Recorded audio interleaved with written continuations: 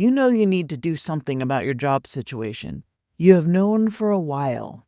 And yet you open your laptop, pull out your resume or a job board, and something in you just stops. The exhaustion here goes deeper than needing a good night's sleep. And when you're in it, the normal advice about job searching, just update your LinkedIn, apply to 5 jobs a day, put yourself out there, does not just feel hard. It feels impossible, almost absurd. If that is where you are right now, this episode is for you. We're talking about what is actually happening when burnout stalls your job search momentum and how you can start moving again in a way that honors where you actually are.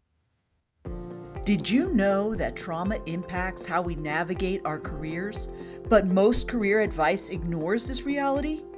Imagine feeling confident and safe at work while honoring your healing journey. Welcome to your Trauma-Wise Career Guide, the podcast that reimagines career development for trauma survivors. I'm your host, Cyndi Bennett, a trauma survivor turned trauma-informed career coach and founder of the Resilient Career Academy. If you're navigating your career while honoring your healing journey, you are in the right place. Welcome back to your Trauma-Wise Career Guide. I'm Cyndi Bennett, trauma-informed career coach and founder of the Resilient Career Academy. I am really glad you're here. I want to start by saying something plainly. Job searching while burned out is one of the hardest professional challenges I know of. And it is also one of the least acknowledged. There is a cultural narrative that says job searching is something you do with energy and optimism. You polish your materials, you put your best foot forward, you network enthusiastically. That narrative assumes a starting point that a lot of people simply do not have. When you have been in a workplace that depleted you, that required you to perform wellness you did not feel, that asked you to give more than was sustainable, you do not arrive at the job search with a full tank. You arrive wrung out. And then you are supposed to somehow radiate confidence and readiness to the people who are evaluating whether to hire you. That is a real tension. It is not in your head. And it is worth naming before we talk about anything practical, because the practical pieces will not land if we skip over the truth of the situation. So let me say clearly, the fact that your momentum has stalled is not a personal failing. It is a signal. Your system is communicating something important, and our job today is to listen to it and then work with it. Let me talk about what is happening functionally when burnout meets a job search, because understanding it can help you stop blaming yourself for what is actually a very predictable response. Burnout is not just tiredness. Research on burnout identifies 3 core dimensions. Exhaustion, yes, but also cynicism and a reduced sense of efficacy. That last one is particularly relevant here. When you are burned out, you start to doubt whether anything you do will matter. You lose access to a felt sense of your own capability. Now think about what a job search requires. It requires you to believe that there is something worth searching for, that you have something worth offering, that the effort of applying, preparing, interviewing, and following up will lead somewhere real. Burnout quietly erodes all of those beliefs. The part of your nervous system that can access hope and forward momentum is simply running on empty, and that makes it genuinely hard to feel the truth of what you have to offer, even when that truth is not changed. And for many people in this community, there is an added layer.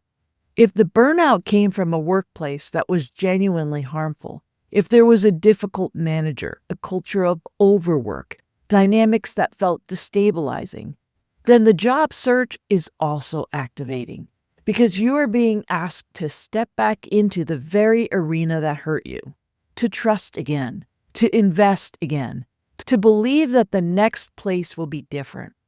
Your nervous system learned something from what happened, and it is doing exactly what it was designed to do. It is not ready to move forward without some acknowledgement of that.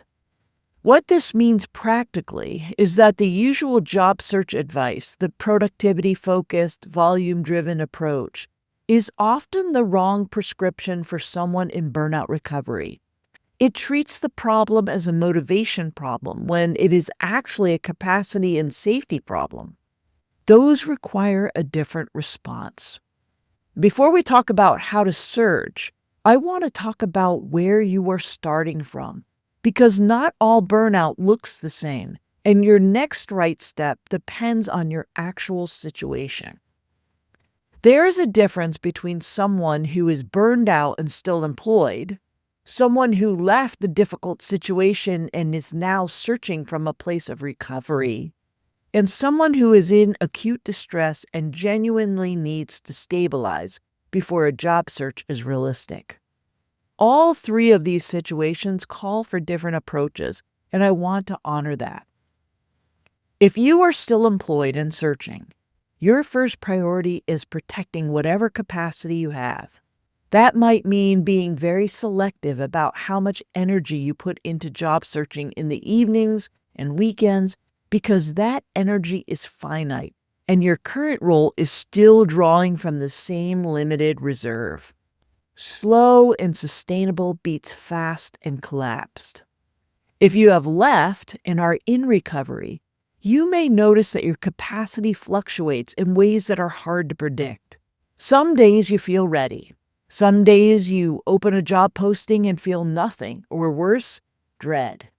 That is normal in early recovery. The goal is to notice your rhythms and work with them. If you are in a place where daily functioning is genuinely difficult, where getting through basic tasks takes everything you have, I want to gently say that job searching from that place often makes things harder. It can add a layer of perceived failure to an already depleted system. If that is where you are, tending to the depletion first is a form of strategy. Regardless of where you are in that spectrum, one question I find useful is, what would a sustainable job search actually look like for me right now? Not what you think you should be able to do, what you can genuinely do, given your current capacity, without pushing yourself further into depletion. The answer might be smaller than you expect, and that's okay. A small, sustainable action taken consistently will almost always outperform a burst of energy followed by a crash and a long recovery period. Let me get practical now, because I want to offer you a way of thinking about job search activity that actually accounts for where you are. Most job search advice is structured around volume. Apply to many jobs, reach out to many people, follow up, be visible. That approach does not account for what your system can actually sustain when you are in burnout recovery. So I want to offer something different. I think about job search activity in terms of layers of engagement. And you get to decide which layer you are working in on any given day or week. The first layer is orientation. This is the lightest possible engagement. It looks like spending 15 minutes reading about a role or company that genuinely interests you. Not to apply, just to notice what pulls your attention. It looks like updating one small section of your resume. It looks like reading a job description without the pressure of deciding whether to apply. The point of this layer is to keep you in contact with the possibility of something new without demanding that your depleted system perform a readiness it does not have yet. The second layer is cultivation. This is where you are beginning to build a relational and informational foundation for a search. It might look like reconnecting with one person in your network, not to ask for anything, just to reestablish a connection. It might look like researching a company or sector you're curious about. It might look like clarifying what you actually want in your next role, which is genuinely difficult to do when you are depleted, and may need to happen before you can search effectively anyway. The third layer is active searching. Applications, interviews, active outreach. This is the layer that requires the most capacity. If you are in early recovery from burnout, this layer may need to wait, or it may need to happen in very small, contained doses. You have permission to be in the first two layers for as long as you need to be. Preparing the ground is real progress, even when it does not feel like it. One more thing worth naming here. Many people who are burned out also have a complicated relationship with their professional identity at this point. If the job that depleted you was also a job you cared about, or one that you had invested a lot of yourself in, there can be grief wrapped up in the search. Grief for the version of the career you thought you were building. Grief for the energy you had before. Grief for the version of yourself that believed a certain workplace was going to work out. That grief is real and it deserves acknowledgement because it is often quietly driving the stall. You might notice that it is not just exhaustion that stops you when you open a job board. It might also be something that feels more like loss. And being asked to start over from that place is a heavier ask than the productivity advice accounts for. I want to spend some time on the practical reality of managing your nervous system through this process, because this is where a lot of burnout job seekers lose ground without understanding why. Job searching involves repeated moments of uncertainty and evaluation. Every application is a moment of putting yourself forward without knowing how it will end. Every interview is a moment of being assessed. Every period of silence after submitting materials is a period of waiting without knowing. For someone whose nervous system is already dysregulated from a difficult work experience, that accumulation of uncertainty can become genuinely destabilizing. What helps is a structure that is in your control, in a process that largely is not. That might look like deciding in advance how many applications you will submit in a given week and holding that boundary rather than pushing to do more on a good day and collapsing afterward. It might look like scheduling recovery time after high-stakes interviews because your system needs it even when the pull to follow up and stay productive is strong. It might look like building in what I think of as anchoring practices before and after job search activity. Something that helps you arrive grounded before you engage, and something that helps you discharge whatever got activated once you are done. That looks different for everyone, but the principle is the same. This is a high activation process, and you need to account for the cost. I also want to name something about the interview process specifically. When you have been burned by a workplace, you may walk into interviews carrying a fear of repeating that experience. That fear can show up in ways that are hard to manage in the moment. Scanning for red flags so vigilantly that you miss genuine positive signals. Presenting a version of yourself that is more guarded than you actually want to be. Feeling a wave of dread even in conversations that are going well. None of that means you are not ready to work. Your system is still protecting you from something it remembers as dangerous. Over time, as you have some better experiences, that recalibrates.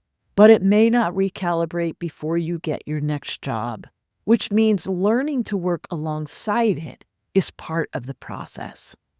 I want to close with what I think is the most important thing I can say about job searching while burned out.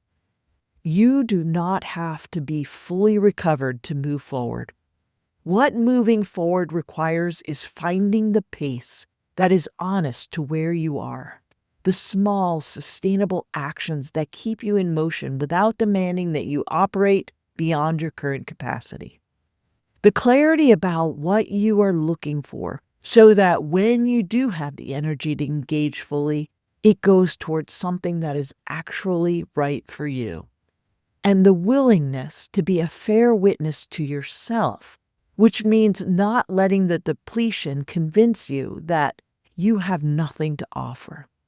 That is the burnout speaking, not the truth. Your career is still yours. The momentum will return, and you are allowed to build it back at a pace that does not cost you the recovery you have already worked so hard for. If you want support as you navigate this, I invite you to explore the Resilient Career Academy community or reach out about working together one-on-one through a discovery call. The link is in the description. Thank you for being here. I will see you in the next episode. You're not walking this path alone.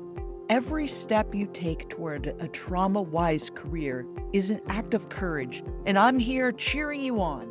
If today's episode resonated with you, share it with another survivor who needs to hear this message. Together, we're rewriting the rules of career success. Keep rising, keep healing, keep building.